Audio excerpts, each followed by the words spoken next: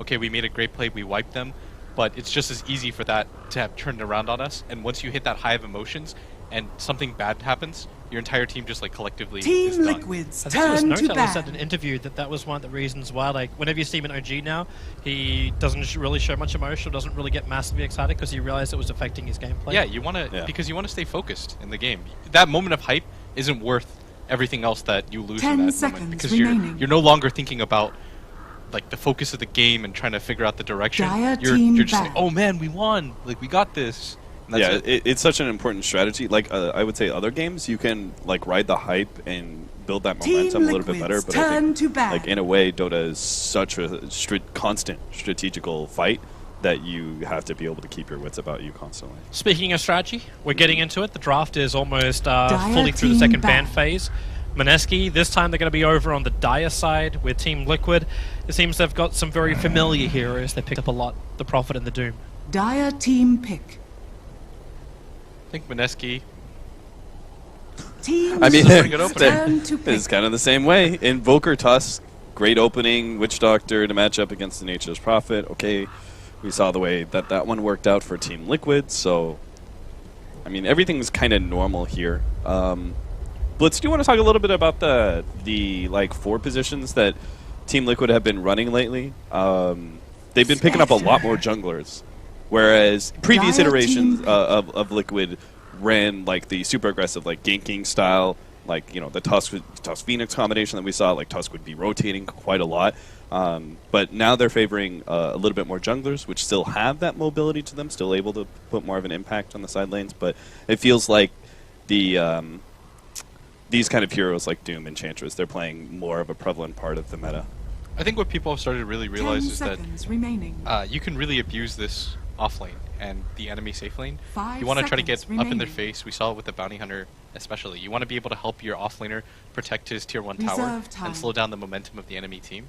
And then you can rotate heroes down like the OD or the Queen of Pain or the Puck or whatever and just wreck that safe lane. And so when you've got this dual lane, a hero that can just mobily help out the off laner without having to commit too much while still getting his own farm, that's pretty huge. Right. And Bounty Hunter is like one of the few heroes I think that fulfill both roles because he can catch up a track, so it doesn't really matter. Yeah, which is also why like Enchantress and Doom, or specifically the junglers that we see run by, like this all kind of started at Shanghai, right? It was like people went into Shanghai Major, were practicing there, and they encountered the China Doom, which has just been kind of like a constant, according to Blitz, of the Chinese scene. But the thing is, it actually had like some real opportunity in the meta, and you saw like a team like Secret actually take advantage of that, started picking up the 4-position Doom, and saw how powerful it was at being able to be exactly what he's talking about, right? It starts in the jungle, picks up something, but it runs at you, it runs into your face, and I think you said it was like mostly mid, right? That it used to be the China Doom, but Yeah. we're seeing that the way that the professional teams are utilizing this is they're running it at the off lane with the off lane or trying to abuse the enemy safe lane. Yeah, shout out to Ben Wu, by the way, when Merlini for coining that. Because he was the one that kept playing the Chinese servers the most when he was in Korea. Mhm. And we'd see this like consistent trend even when Doom wasn't popular in the meta. We would just see these Dooms. He'd be like, dude, I have this Doom in my game. He just picks up the Wolf Creep and runs at me. What am I supposed to do? But now teams are really starting to realize what you can do with this hero. That you can invade the enemy safe lane. You can just shut down a hero with Doom and kind of snowball off of momentum. But Team the rest of the Liquid's draft turn to progresses pick. on. I do like this Witch Doctor Dire pick team because, back. again, you need a hero that'll help you sustain against the Doom. Spectre, I think, was a very smart choice, by the way, by Team Liquid. I think this is a hero that can gap close really well against Invoker, who is usually a hero that Team just needs a lot of Liquid's space to turn play with. to ban. And most importantly, I think they find that they can protect this hero really well with Nature's Prophet and Doom frontlining. Dire And team one of my favorite combos too, Spectre Puck. I think you always need something to set up the haunt, and I think the Puck Dream Coil is one of the best. Yeah, good, nice AoE disable. It's also, you're talking about 2 different heroes that are able to close that gap with the Invoker pretty quickly. The Doom, potentially, once he gets his Blink Dagger, that's going to be a 3rd hero. Invoker's definitely going to be hard-pressed to actually be... Like, positioning is always 10 important for an seconds Invoker, but remaining. his job becomes a lot more difficult with these picks 5 of Liquid. seconds remaining. Mineski do kind of go for the stock standard and the Sven carry right now. Maybe they feel like their last draft... It did kind of seem like, all right, 10 guys, we kind of have seconds to do remaining. something off the wall in order to beat a team like Liquid, and they went for that in Game 1, and that was 5 obviously a seconds disaster. So remaining. it seems like just all around kind of standard. Like, yeah, they went for the Darkseer off lane, which, okay, now you have a mech hero, now you have an AoE hero to work with the Stormbolt. This is all kind of just like, okay, that's just kind of... It feels a lot. It feels a lot more 6.86, comfortable. Where it's like, hey, maybe we're actually going to have ourselves a closer game than the first series, at least. There's combos. There's hope. I'm going to take this as Mineski are going to trust in their own skill and not be like, oh, guys, but if we just pick a normal, meta pick, then they're just going to outskill us. Like, you can't really think that way. I don't, unless you really nailed a strategy. Like you've like got every aspect locked down. You're ready to take on Team Liquid with some cheese. Then okay. But I really do like Mineski's lineup, by the way, this game. I think they have the right idea with Darkseer against what they know to be a pretty weak dual lane in Spectre plus Rubik. I think Darkseer does pretty well in that situation, and more importantly, I think this Sven does decent against the Spectre too, as the game goes on later, because the cleave works out well against the Manta, and when you've got illusions and things of that nature. So I think the hero overall is pretty good. What were the bans? Was Oracle or Disruptor? Oracle was banned away. Yeah. Was Disruptor still in the pool? Yeah, but I don't think Disruptor is the hard 5 is my favorite role. Like I don't think I I agree. think you want to get robo with that hero. Yeah, I agree. I think that those are like kind of the 3 options that you have, and I think Rubik is second. First is definitely Oracle, just because you needed some way to be able to protect that Spectre a lot better. I think they needed a Purge off team fight the ion support. shell. Well, you might get that. Yeah. Mineski will 5-man smoke down the bottom. So, also, welcome to everyone inside of Dota TV. Sorry, we didn't actually have that thing turned on correctly for the first part of the draft. Toby's fault. But don't worry. I noticed. What? Yeah, I was just here to throw you under the bus. That's it. That's it. That's it. Cap, you're an ass. That's it. I mean, be careful, Cap. He might just usurp you with his 4,000 MMR knowledge. Oh, wow, Blitz! Did you just like drink some toxin this morning? Wait, did you and say just spit sub it back 4K? up? Yeah, he made a 4K joke, bro. No. Did you say sub 4K? No, I said There was a bit. sub- No. Earlier there was an important distinction that Toby wanted to make. I was like, it's a 3K game, and he was like, sub 4K. Sub 4K. You're right, Toby. That's a good way to And right now I'm a sub Sub- 6K caster because I'm not there. Yeah, Or you could just say 5K. this just isn't our patch, alright, Cap? This isn't our patch. Venomancer sucks, enough. Jakiro sucks. Alright, this top lane, though, is going to be pretty free. The battle begins. Behold, a prize. Oh, they're actually going to find Bocarino. Jirek's actually able to walk in close in the Darkseer, but then they're not going to find a kill on him. And they actually leave the bounty rune on top for a while. This is taking a long time, and that mid lane's pushing all the way out. It's fine. A bit like Ben-Hur will still get the experience. For the first creep. When you're in this mid wave, by the way, for Fada, what you want to do is you want to double creep wave with Incy Invoker to try to force things out and make it hard for him. Because it's really hard for heroes like Invoker to CS under his power. Like, this is why Fada, you notice that he's immediately going for this. He's going to push the wave with the orb, give 1 or 2 right clicks, and make it hard for Ben-Hur to trade hits. And it also means that the puck gets a free first wave almost immediately. Yeah, that's a really good point, right? He's going to orb into this. You just harass him as much as possible. Because later on at these levels, you're not going to be able to take this matchup, right? It's okay for the most part. I think the, But your biggest peak is like level 1, level 2, where you do what you're talking about. It's not even so much about harass. It's about manipulating the creep wave so that you can orb in with it, that you can apply pressure at the same time. Like every single time that the wave is pushing in, Fada sees the opportunity initially orb. Watch bottom lane right now. They knew what was coming here. The Observe Ward has been scouting out Jules for a while. There's the fact that G-Rex actually has a pickup into the Hoof Stomp that Koro's got as a follow-up. So there is a potential combo here, but the Spectre is in no position to fight.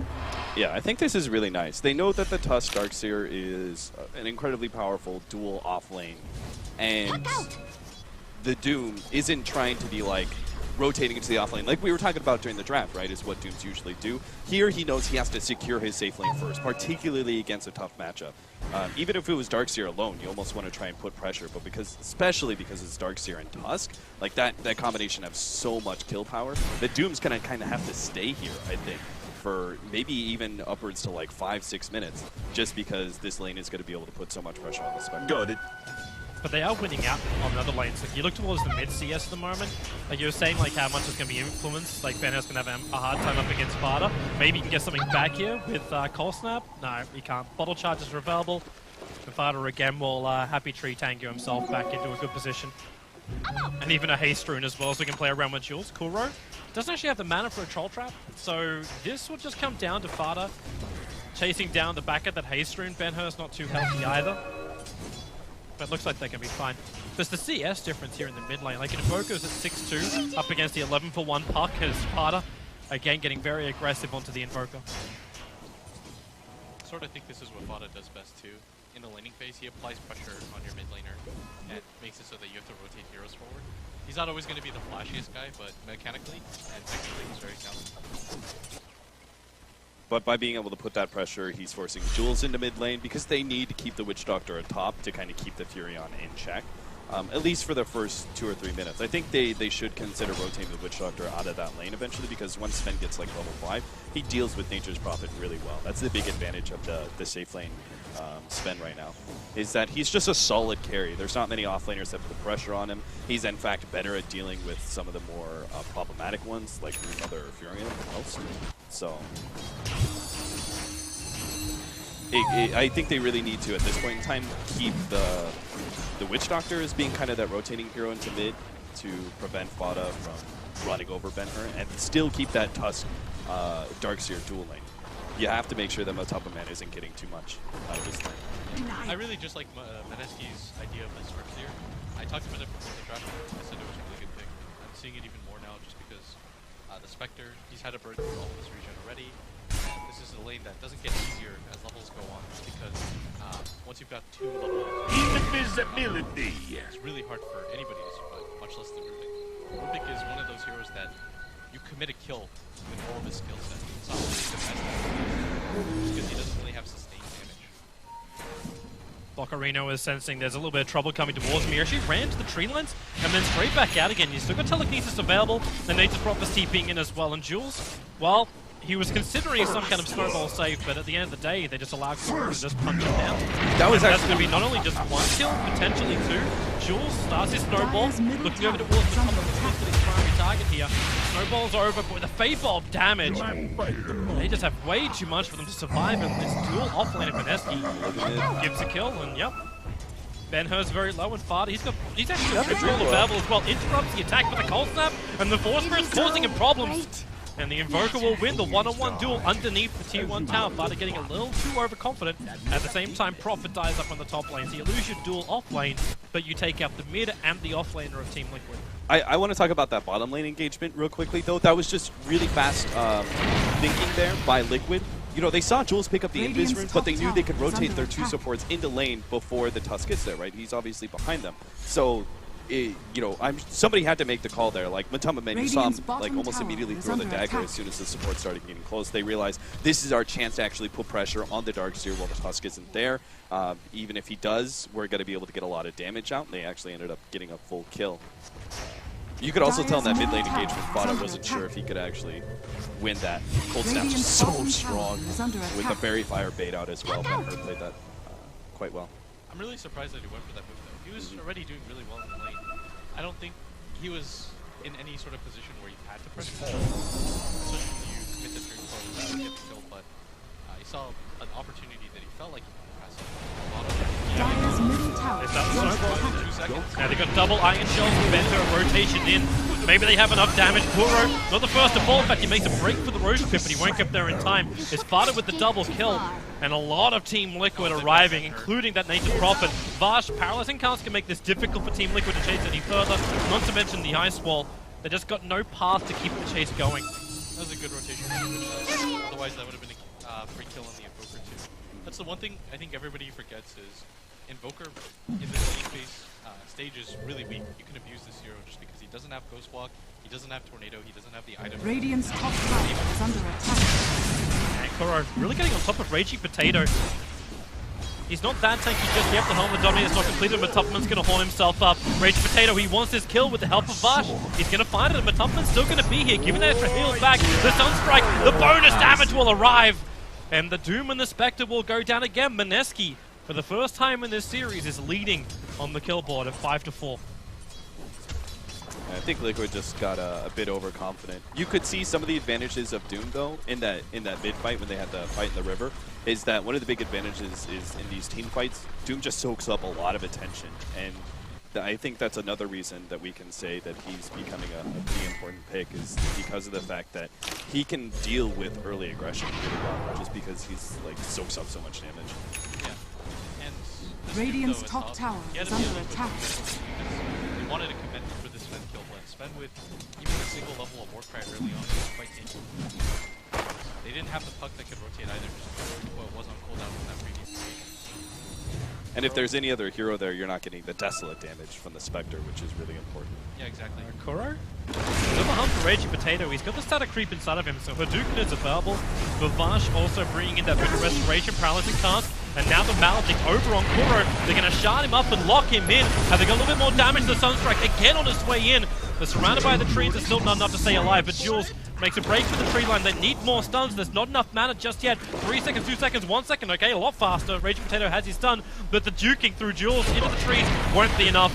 Mind Control will get locked in, but they're not going to keep the battle going. Just accept the casualty 1-for-1. There's a difference that I see in this game compared to last game with Liquid, is that I was really impressed by the way that Liquid, they were ahead, but they also kept themselves in check, right? I felt like almost every single one of their deaths was very acceptable, right? It was oftentimes a good trade-off for them. They had opportunities to push further and go deeper and go for that extra kill, but they oftentimes were like, nope, let's keep this game, very well controlled. Let's not go for something like that. But here they are. At top lane, they were over-aggressive with the Doom, with that Spectre situation against Sven. You saw Fana in mid lane be over-aggressive when he didn't need to be. There's just a lot of scenarios here where in Game 2, Liquid, maybe just with the confidence of, dominating Game number 1, that they're just going for that extra bit that is actually biting them in the ass. Yeah, I think they just lost a little bit of focus, but this mid gank, they were trying to make it happen on the Invoker, but the Invoker at this point in the game is really hard to kill. When he's got the 2 Forge Spirits up in Midas, he's going to primarily focus on going for the jungle, which is why both these heroes are going to rotate into That was quick. The Tubman just easily comes in for the quick follow-up kill. Raging Potato wasn't too healthy at the end of that as well, thanks to the combination with Wrath of Nature. And they instantly turn this into an objective, the tier 1 tower. You notice how fast that is, though? The way that they played that? It was like the rotation, boom, instantly get that kill, instantly rotate into mid. It's the same kind of way that they sandwiched mid lane and tried to take that tier 1 early. Maybe they didn't get it because Mineski chose to actually rotate a lot of heroes, but the damage was still kind of done. And this is the biggest strength of Liquid right now, is that they are able to go for these really quick plays and turn to objectives. And that speed will catch other certain unpolished teams really off guard. Dire's top tower has the mid one fallen. obviously being the huge prized possession, but the top one, Mind Control's going to get some farm for himself as he gets blasted on the tower. And Mineski, they've got to be careful because they've just lost a lot of their real estate on this game. Your rotations have to be really on point as supports on Mineski in order to deal with these kind of rapid rotations from Liquid, or else you end up losing like that top lane tower, which I would argue should not have been lost. Yeah, it was just Mind Control hitting on it with a bunch of summons. Yeah. So far in this game, Witch Doctor's actually kind of been the standout. Fada initiates bottom lane, going over on Jules. The snowball very quick. He's got Walrus Punch and the Sunstrike coming in. That'll get the kill over on Fada. Mind Control wants to get out of here. Then Invoker, he early rotated himself down, but Mind Control, have you got a Quellion Blade? Have you got anything to get through the Sprout? No, you don't. Kuro is going to bite himself up a Forged Spirit. Surge stolen up by Jirac, so they can easily escape themselves away from the Invoker and the Darkseer. But there's no follow-up here. So a 1-for-1 trade-off with the puck still does go down. Yeah, it's still well worth it for Mineski at the end of the day. This Invoker just continues to get a lot of farm. And he's been relatively uncontested now. He's already picked up his Radiant's bottom tower is under attack. And that is just such a huge trade-off there. Not only just the team fight, but they're it pays off this rotation that they had at the 2 cores bottom. They want to fight. They're now going to be able to take the tier 1 tower. This opens up the Radiant jungle quite a bit if they can actually rotate from bottom lane into mid somehow. I'm not sure if they have the team fight potential. Yeah, I think they could actually do it. Put pressure on bottom tier 2, rotate into mid, they can take the tier 1. This opens up the map right back up for Mineski and kind of evens out that that lost mid tower. Mineski is so He's grouped got a up. 4-man coil here. Yeah, you get a 5-mana? Nope, he's actually only going to 2-man coil over a Potato as well as Ocarino, and that'll give it the hit over on Flutter with a Cold Snap. He's going to go down. He started the initiation, but no one else was there from Liquid. Now with the Spectral Horn, everyone is there. Ocarino should fall. They've got themselves a nice zoning. Darkseer wall, they're not dying. The Voodoo Restoration of Vash did so much to keep them alive that now Mineski start to crumble out. Vash, he can't TP out, barely missing it, but the Invoker's still in the middle of this fight, trying to find some more. The Ice Wall's making it impossible for Liquid to move around inside of it. The Observer will at least watch Ben-Hur now TP out, but the Treants will not have enough damage to get the kill. They'll all just retreat, and a 3-for-3 trade-off underneath that tier 2. I mean, that was certainly could have been a team wipe. That's the thing. Mineski do have to be really careful about the initiation of Fada. It's the whole reason that Liquid can win team fights right now. And if Fada had gotten a better initiation, he wouldn't have had to deal with that Meteor from the Invoker. Ideally, he gets a Dream Coil and silences the Invoker as part of that jump. And he gets away scot-free and then just kind of stalls Mineski long enough for the rest of Liquid to follow up that initiation. I think Mineski are super fortunate there that they managed to walk away for a 3-for-3. This Invoker, though, is like, as we're seeing, like, he's going huge. Like, 6-1-1 now for the Invoker. And the Sven's not looking too bad either, but at the same time, he's not that normal 1-2k we normally expect to see him being ahead of the other heroes. Yeah, something cool about this Invoker too is that he's already gotten over that crucial Radiant's level 11 middle tower hump. is under Oftentimes attack. it takes forever for these heroes to pass that, just because there's a lot of XP. That kind of really tells you how far ahead he is when it comes to XP already in this game. 604 per minute. The next highest on Liquid is barely at 400, 200 fully behind. And the Invoker's just going to continue to get ahead with that Midas. So Liquid is going to feel pressured.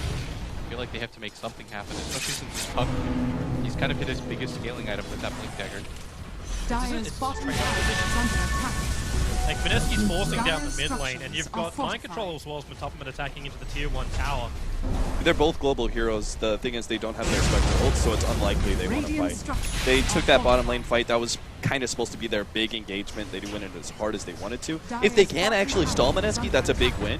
If they could somehow chase them back via spam, but I just don't think Mineski will ever allow middle that. tower has fallen. I think they're actually reading their strategy pretty damn well. In fact, if you watch game number 1, you should be really excited watching this game number 2 because the way that Mineski are responding.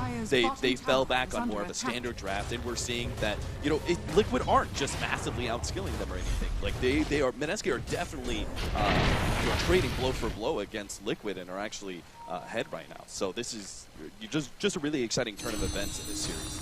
You're just happy to see them actually playing as a 5-man team, as opposed to game number 1. I mean, there's a reason that they came out from the Southeast Asian region to be that second team. They went through the Philippines qualifier. Dyer's bottom tower is under Mineski attack. is probably in your top 3 when it comes to SEA.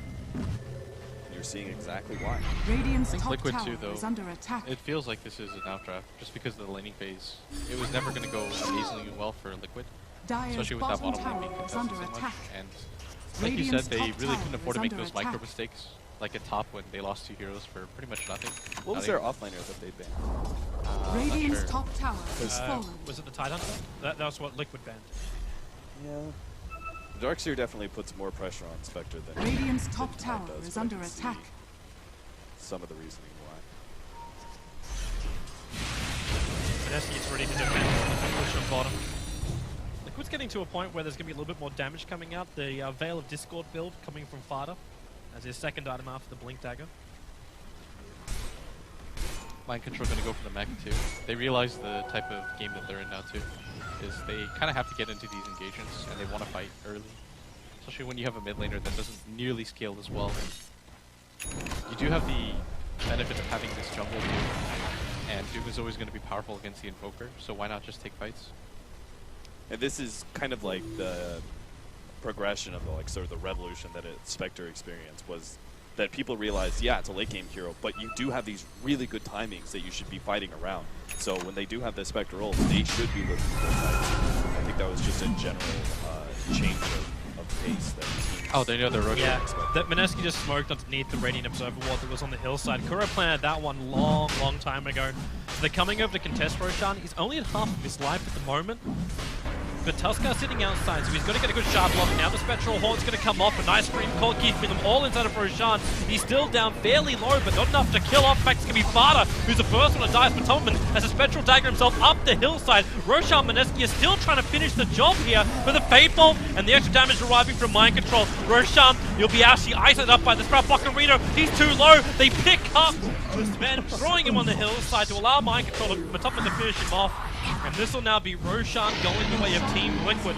It looked for a moment when Puck went down that maybe Mineski had control of that fight, but now they're even just picking up the pieces. Jules getting caught out. You can snowball, but it only delays the inevitable. He'll come back out of it and die very quickly after. You know, I was thinking as they went into the Roshan pit, you know, I know hindsight 2020 nailed it, but as they went into the Roshan pit, I'm thinking, you know, isn't that play better if you're running like a 4-man smoke into the jungle and leave the Invoker to do Roshan? Like, that's one of the big advantages of Dire Side Invoker, is that, like, it's just stupid, but he's able to do Roshan solo in many ways. But with the way that Mineski ran that, it was, I mean, especially with the aggressive ward, but it was painfully obvious that they were doing something like Roshan, and this is exactly the kind of scenario that will allow Liquid to get, not back into this game, but secure a lead, which this game's been relatively even so far. I think what they really messed up on is, I don't think the Darkseer had to be inside the pit. Yeah. I kind of agree with the idea of putting both the Sven and the Invoker there, just because they wanted to take it fast. They thought they had a speed opportunity. It wasn't really like they were going to go for a fight. It was, they were looking for this off timing, you know, where Liquid wouldn't expect the Roshan. Sure. And that's all about speed, because against the Spectre, you don't want to get caught Roshing in the first place. But with the Darkseer being inside the pit and Fada getting the jump in, he pretty much sacrificed his life to get that silence off. Yeah. It delayed the Darkseer being able to get the wall off at the entrance of the Roshan pit, and then it just made things really difficult. On top of that, Jerax's positioning in that fight, along with Kuro's, was really good. They made it so that the Witch Doctor couldn't place his cast plus the high ground death ward, and Jerax with the lift onto the high ground pretty much sealed the deal there for Liquid. Yeah, you'll see many times lesser teams will like funnel into the pit to try and invade, but it's unnecessary for most supports to actually go inside the pit. They kind of always sat around the end, the exit of the Roshan pit, and just kind of were like, okay, you know, you can sit in there inside your Dream Coil, but you guys are just going to get peckered away until you die. Mineski facing the choice of one. If they can keep the Darkseer alive, we'll throw another Darkseer also a little bit too late. Now Reality coming on the rest of Mineski lineup with the Paralyzing Cask actually stolen and thrown into Mineski. Doing a large amount of control work. They're still looking for another target. The Sunstrike, not enough to kill off Jirax. In fact, that illusion from the Darkseer wall, it was almost getting the kill until they smoke away from it. Obviously no real hero. So we cannot break the smoke. Mineski will lose 2 heroes. Dire's middle tower is Only under enough they actually attack. keep their tier 2 tower alive on the top lane. What they were going to bear down on to start with. I just realized too how much gold the Spectre has. I didn't even realize that Matama Man had gotten this much, but he has been in the mix of things. He didn't die during that bottom engagement either. The Roshan went to him. Yeah, I love Raging this. Potato's about to Calling Blade his way through so he can attack from behind. Oh, And here they come, they go on Kuro. Can they stop that Doom from being cast with the Deafening Blast? But Tubman's pulled out. Even the cleave damage, Raging Potato needs 1 hit. There it is. They're actually going to bring down the Aegis of the Immortal, try to zone out Mind Control. But can they kill for Tubman again? Deafening Blast stolen by Jirax, hitting on 3 with the orb over him. This is real trouble right now for Mineski. Maybe they have enough damage. Raging Potato's going to get back into the fight again. The buyback came out from the Tuskar. They're looking for the opening. The Tornado just a little bit too short to reach Jirax. But Cold Snap, a beautiful ability, able to slow him down. They still need 1 more attack. The Snowball Bolt will do it. Fada in for the Dream Call. Orbs up to the high ground. And with the Wrath of Nature, it bounces through the Darkseer. But they cannot chase instantly into Fada. They're looking for the target, but they just can't catch him. Holy crap, what a play from Jerax that was. I mean, there's no way. Jules is probably going to die here, but... With Frost coming in too. Maybe. No, he missed the Sprout. Jules. Got Snowball. He's coming up to Fada. There's support here. Raging Potato's actually in the neighborhood with an Infinite Fruit. So we might be able to stall up Mind Control. The Sunstrike, Mind Control walks forward. Not even knowing he needing to walk forward. So they'll pick him up. It will be a trade-off though, so it's Jules for Mind Control. I mean, Mineski set that up so well, right? The way that Raging Potato put himself in that position, he's like, okay, we know we have to take this fight, even if we did, they just got to pick off the Darkseer. It doesn't matter, we still have to take this fight. But he positions himself so it's like he has a blink almost. Bash. Dead. Yeah. Oh, maybe. Oh, no! The mech charge and snatched him away! Spectre didn't want to chase it a little bit too far. And that Vash should have with been- his one shot just stays alive. That should have been such a free kill again on the Spectre, but that Deafening Blast just turns the fight around entirely to a point where Liquid actually have a chance to be able to respond and get some counter kills, and kind of saves that fight from.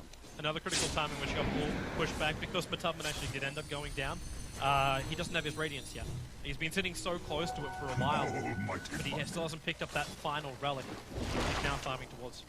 Uproot and after that. Sort of think this Nature's Prophet is a little bit underfarmed, and maybe he has to push lanes a little bit more to open up things on the map for them, but I mean, Mineski, the way that they set up that fight, I can't say enough of what Raging Potato did. It was kind of, I don't think I've seen a move like that, just because usually this hero needs a Blink Dagger to be able to distribute that kind of damage, but with his team fight positioning, when he was behind them, they had no chance to respond, even with the Aegis. The Spectre as an Aegis carrier isn't necessarily the best hero, just because after his ultimate, the effectiveness of the hero goes down by quite a bit. This is why, like, in this sort of lineup, the Tusk, his initiation in team fights is so important, because you need ways to be able to kind of close the gap, or at least stall heroes from retreating away from the Sven. Because at this point, like, he's a hero that no one can really fight with BKB and God Strength, but Raging Potato, he sets up his own initiation, I guess. Hello, bottom lane. Durax is TPing out already. I don't want to bar of this, so is Matubman. Fada's about to get an Ags for himself. I think it's a really good pickup, especially against the Sven, who's going to have the BKB already available, and more importantly, I don't really think there's an item that this puck could go that would really do more for them in this position, especially with the Spec Haunt. Maybe he goes for a Hex, but I don't think that does nearly as much utility, and right now, when it comes to map positioning, it's kind of even. Mineski kind of feel comfortable to let Liquid funnel into them so far. And Liquid have been known to push the pace. They're immediately going to go for the smoke. Yeah, but look at him waiting.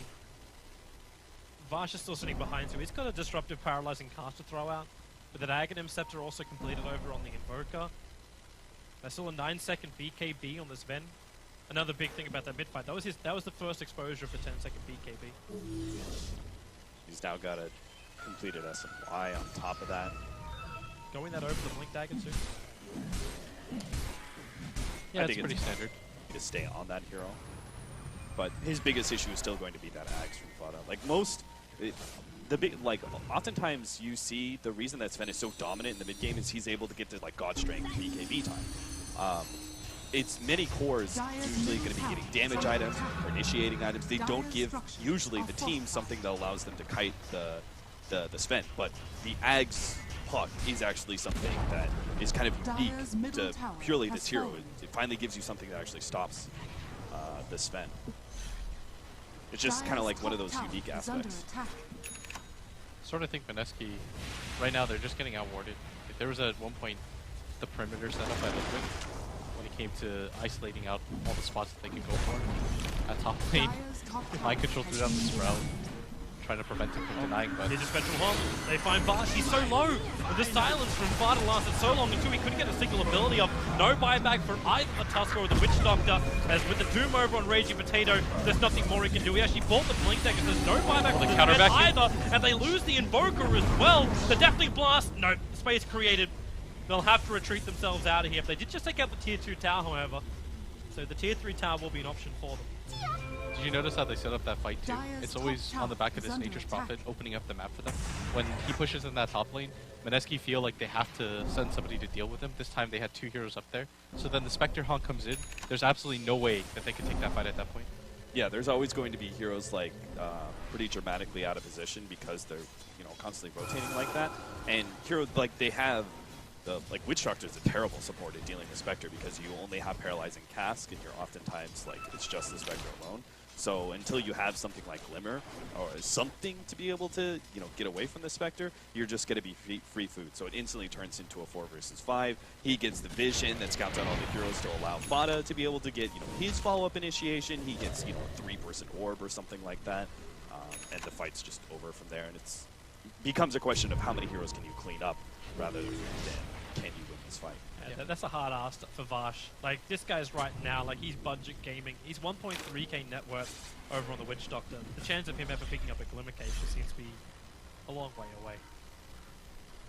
Blitz, would you say that this is... Are you reaching the point... You said the warding is like a pretty big issue. Are you reaching the point where you have to invest into like a gem just to be able to keep... Because Liquid seem to have so much information. They not only have the kind of heroes that give you information between Furion and Spectre, but they also seem to have superior warding. You've got to cut this down somehow, and you're not going to have that many smokes left. I think it would have been a pretty good option. Right now, they know Liquid should know that they're smoked up. By the way, the main reason for this is just because Nature's Prophet is pushing bottom, and nobody's doing They need anything about it. detection. Yeah, they're just pinging like crazy. They know for a fact that they're smoked up, and Fada intentionally moved over, knowing that this was a potential like smoke area. like you're not going to allow a tier 2 They're tower going to to find fall an like opening. this. Mind control. They're going to come through. The Sunstrike's able to hit mind control. Going to trigger off the mech for Spectre. He's already killed off the Tusker. Will stick with Raging Potato. He Oh, needs at to bottom, get he's closer. gone! He can't call him Blade. Mind control's going to TP out. The blink now actually puts Raging Potato further into the What? corner. No. So then he gets doomed up. The Invoker's dying as well. Vada is chasing him over with the orb. Just bouncing himself over that ice wall.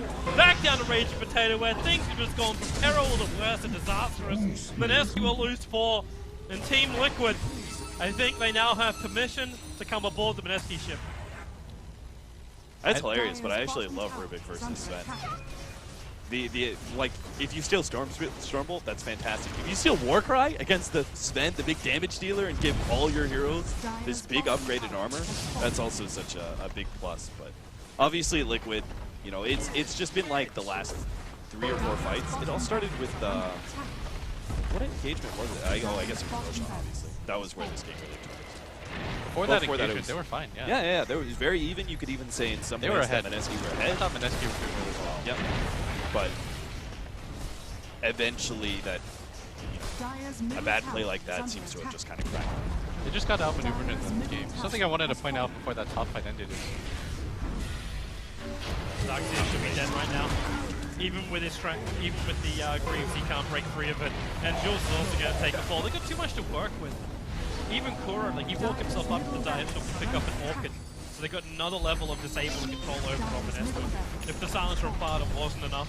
BKB, now in comes his men. Nice Stormbolt. Who's he going on? He's thinking about mind control. He actually attacked in to Kuro as well. So the Rubik's down for the count. Say goodbye to Nature's Prophet. But Tupman's still sitting here inside the base. His Spectral Dagger, he can't get himself out straight away. Actually meaning the Tornado was going to fail. Raging Potato blinks forward, Stormbolt, available, Matupna will go down. 72 seconds on the sideline, but the buyback comes out from mind control. Potato currently trying to fight as a pig. He won't find his target just yet. And he needs to wait a little second longer as Kuro jumps in, bolts him down, the Sunstrike kicking in, but now Ben Hur, he can't make enough space, he's got the Fusel bladed up, and there's just no hope to fight this. The extra heal wasn't there, the Darkseer only just comes back up again. And Team Liquid have already taken out 2 lanes of Ranked, and they're looking for their third. Yeah, you reach a point where it... Like, On the back, okay. where's the bolt? Here they come in, finds 2, they need some cleave damage. If they can get a dive back right now on Mind Control, it's going to be worth it. The snowball forward, Mind Control can be flipped up right now by the Tusker, and Kuro, he's going to join him as well. 2 heroes down, and Mineski finally, after their home has been ravaged, will have some level of space to try and repair the damage done by Yeah, Liquid. now they have to go Roshan. The bad thing is, like, Mineski, like, there weren't enough hero kills you could possibly get out of these engagements. Like, even if you got a full 5, it still doesn't change the fact that you lost 2 lanes of racks by 30 minutes. But it's something, I guess, to hold on to. They got a couple of kills. They can take Roshan. They can get the Aegis. You know, maybe they can grind their way back into this game. But they're still pretty far out of it. Can Liquid contest them on this? I don't think so. They're not going to want to without the Nature's Prophet available either. It would be so unnecessary, right? Well, They're already so still far ahead. If they fed more kills They're into beating in the Mineski's skill, Invoker. G-Rex are too close. He'll actually pick up shards, but with the paralyzing cards, going to bounce over, and Rage Potato already manages to find 1. Will they finish off Fada? Nope. He blinks away further up the hillside. He'll Dream Call. It's really delaying this up, but Roshan is still will belong to Mineski. Now Dream Call's on cooldown. Fada is waiting. As Mineski, do they have the ability to jump? They'll Tornado. Phase Shift will dodge once again. Keep on ball with the puck and a Nice great back. timing. Actually stopping Fada from instantly getting away. He'll orb Don't himself let him away. go. He's on 120 life. They just need to finish the job. The sun strikes off target. He blinks down, not to the west, so they can't even pick up Fada. Oh, but they Ben Hur. do get Aegis. That was the right idea too. He took into play that he knew the puck was going to blink about that time the Sunstrike was going to go off. It's just the positioning. It was like a 50-50 chance he was going to get